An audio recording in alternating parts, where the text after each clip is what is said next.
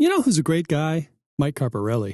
If you go to carparelligutars.com, he'll send you some of the best guitar components money can buy. Or he'll build you an absolute soulmate of a guitar. I play a Carparelli. You should too.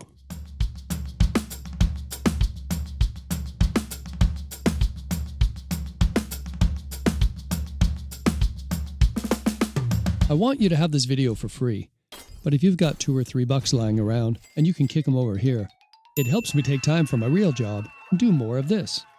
So find the link below, go to PayPal, select only the least of what you can afford, and just know that I'd really appreciate it. Well, here it is, the granddaddy finale of our series on tracking drums in Midi using Logic Pro X. And here we're going to look at some things you can do to add some polish to your track. So if you're generally happy with the way your drums are arranged and you think your drum track is really kicking, and you want to smoothen out the fine edges and get ready for mixing and mastering, which will be the next step. So that's what we're going to look at. Let's get into it. All right, let's begin by having a listen to these two beats.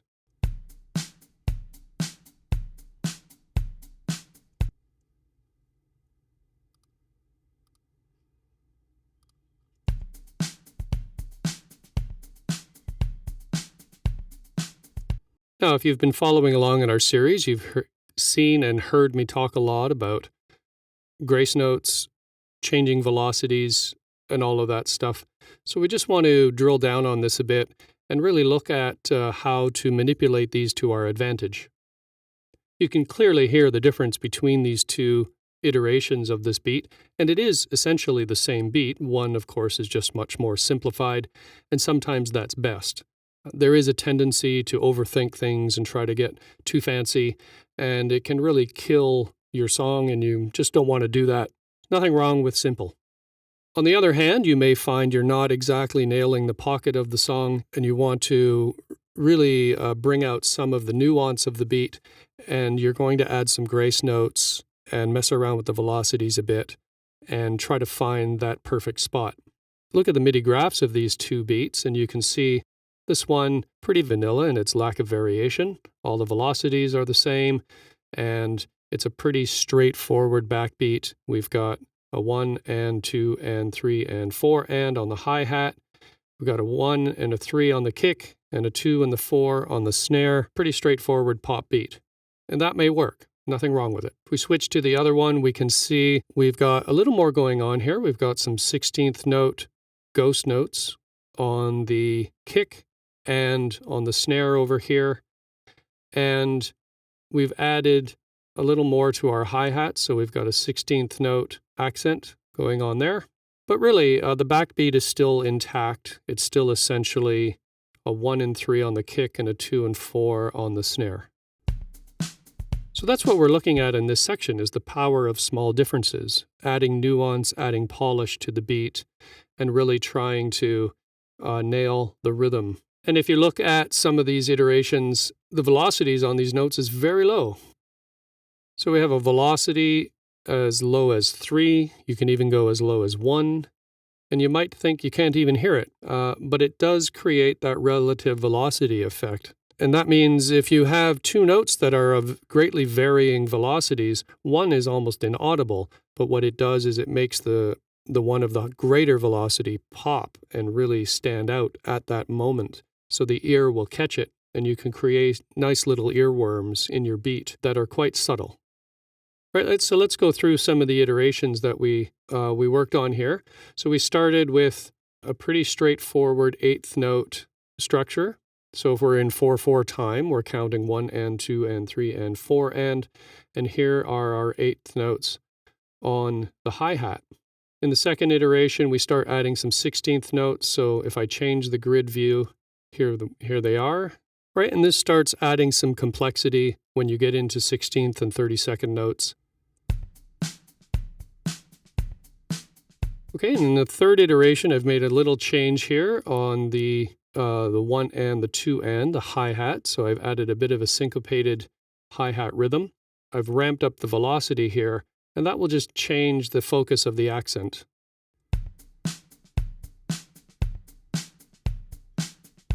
All right, and in the last iteration, I've added a 16th note grace note, and that's creating a bit of a double time just for this section of the bar. Right, and that just changes the feeling a bit. What you're trying to do here is just try to understand this and experiment with it and spend some time thinking about this, and that will allow you to take what you're hearing in your head and be able to lay it down. Another thing we can do is add a swing to the 16th notes. So as I toggle the slider, you can see those 16th notes shifting over.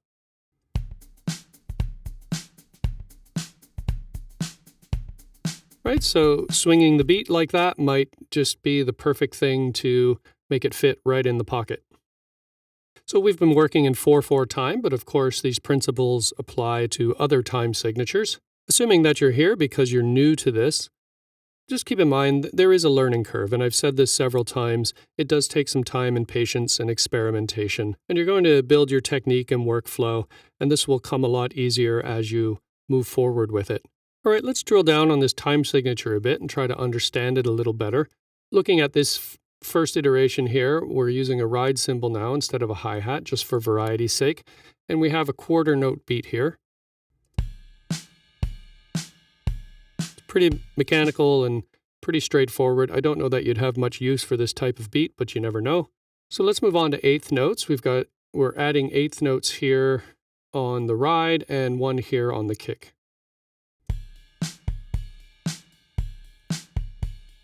So you can hear where the eighth notes land and what difference that makes. If I start adding 16th notes to this beat, you're going to start hearing some accents and some grace notes. Okay, the grid view is set to 16th, and you can see where they show up. So 16th notes start to make the beat sound pretty full and busy, and there seems to be a lot going on here. And that may be exactly what you're looking for. And if we add 30-second notes, we're back to flams, drum rolls, stick drags, and things like that. It's pretty fast-acting stuff. You'll start to understand that. I'm just going through this because I know a lot of people working through this course are not drummers, and they're new to this kind of thing. And being able to analyze the time signature allows you to put what you're hearing in your head and be able to listen to the song and know what you need to do in order to bring out that part of the tune. Have some patience and keep at it. Okay, let's look at another technique that can help to add some life to your beats and add some polish, and that is offsetting the notes. If you look here at this array of notes, you'll notice they're all right on time. And that means they're quantized. They're right on the spot where they should begin. And sometimes that's okay, but if you put two notes at the same moment and they actually have very similar velocities, they just sound like one sound. The reality is, though, drums are played by humans, and humans are not that precise, and nor do you really want them to be. And if you listen, especially to some older songs where they weren't time fixing everything, sometimes the tempo of a song will just drift as the band sort of plays along. And some people prefer that, and that's even desirable. So you can make your beat sound very robotic and mechanical if that's what the song requires. But if you want to make it sound a little more natural and a little more human, then you can do some things that we've been talking about. And in this point, we're looking at just offsetting the notes slightly so that they activate at very slightly different times. So this is not scientific. There is no measurement for this really. But what we're going to do is take this note and I'm just going to nudge it off the note or off the point of the bar, something like that. And this makes this note activate at a very, very slightly different time so that they're not just jammed together. Now, obviously, if you start moving this note out, you're going to create a flam effect, and you're just offsetting them by a 96th or a 128th or something like that, which is fine. That may be what you're looking for. But even for notes that should activate at the same time and should be quantized. It sometimes loosens the beat up a bit just by moving the notes aside. For example, a case like this. So this instrument here is the closed hi-hat. It's like the drummer is stepping on the hi-hat. If you nudge it over a bit, this is the sound with the greater velocity. It's like it's landing on that, so it gives it a brump kind of effect. And that can be really desirable. It separates the two sounds enough that you can actually hear it, and it will stand out in the beat enough to be noticeable. So you can hear that this sounds like one sound, and the hi-hat stomp is almost inaudible. If I nudge it over just a tiny bit, suddenly it's creating a very, very short flam effect, and you can actually hear the hi-hat stomp a little more clearly. But it also loosens up the feeling of the beat. Now, if I add a bass line to this, a very simple bass line, mind you,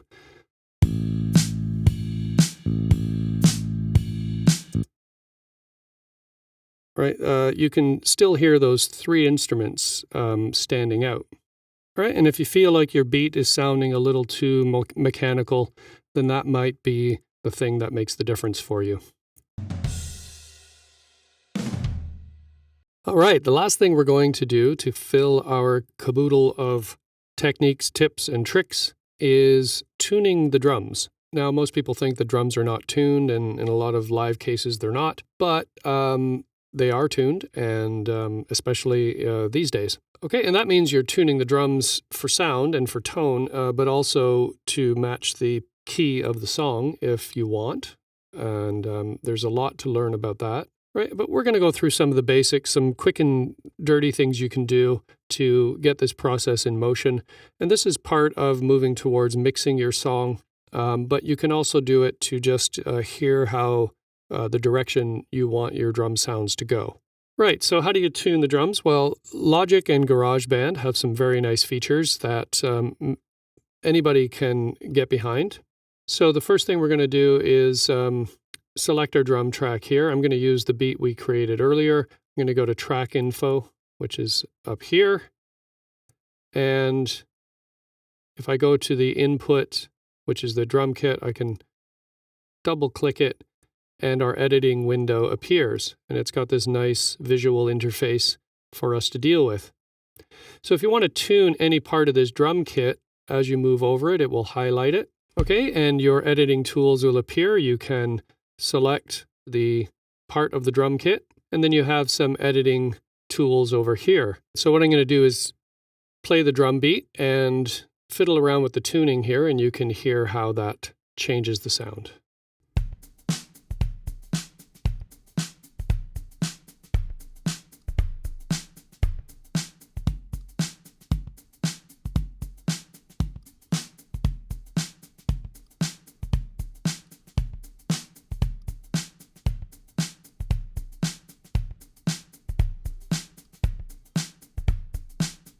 Right, so that's pretty obvious to the ear. So let's take a look at how this works.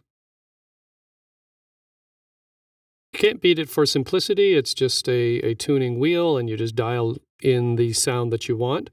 But the key thing to note is how it is measured. You'll notice it's measured in cents. And a 100 cent is a semitone. So you can understand that if you're starting here and you want to lower the drum kick sound by a semitone, you go there, or you can just punch it in. And there's a whole mathematical model you can look into online about this. But if you really just want to do a quick and dirty one, you can just start experimenting with this, and you will find that it actually makes a difference. Another thing you can do for your drum sounds is to dampen them, and that means that the skin is allowed to ring, or it has a dampener on it, which gives it a bit of a thud, and you can hear how that changes.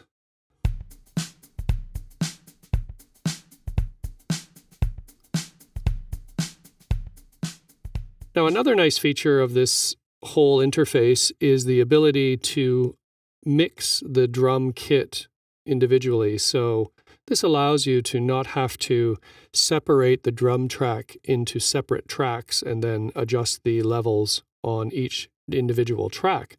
You can actually just go to the different parts of the drum kit and raise or lower the gain.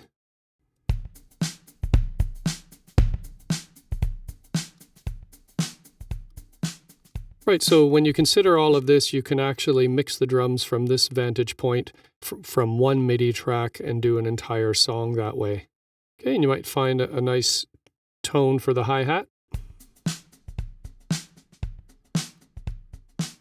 I find tuning and dampening very useful on ride cymbals because sometimes they're too clangy or a little too high-pitched.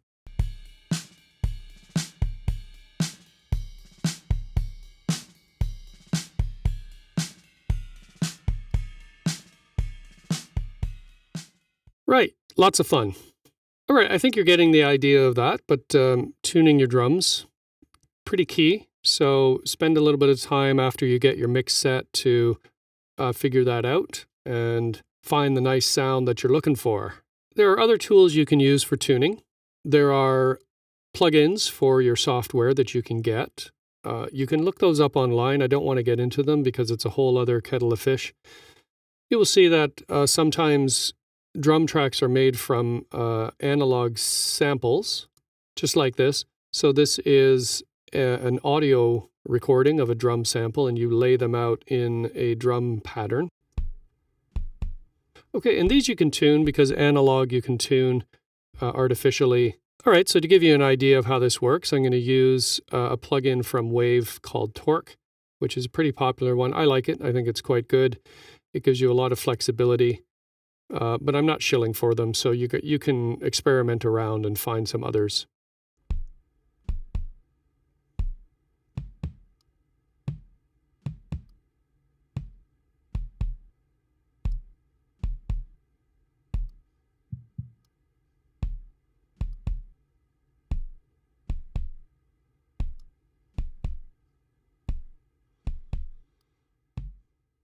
All right, like I said, I don't want to get into those too much, but just know that they're out there, and tuning the drums have a lot of tools available for you to look into, and you can spend some time experimenting with that as well. Right, so all of this should bring you to the mixing and mastering stage of your process.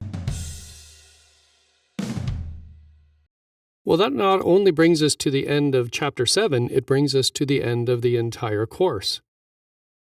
I have tried to make this as comprehensive as possible without getting bogged down in a lot of details.